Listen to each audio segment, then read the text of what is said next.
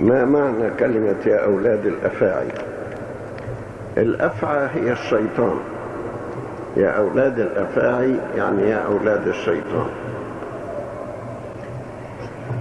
والسيد المسيح قال لليهود الذين قاوموه في إنجيل يوحنا إصحاح 8: لكم أب هو إبليس وشهوات أبيكم تريدون أن تفعلوا.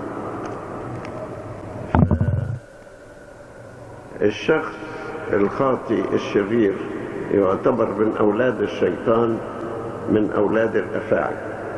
لكن مش كل واحد يقدر يقول العبارة دي.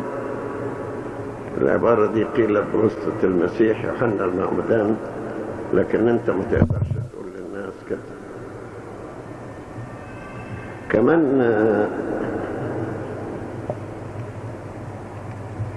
يعني في رسالة يوحنا الأولى إصحاح 3 بيقول إن أولاد الله ظاهرون وأولاد الشيطان ظاهرون.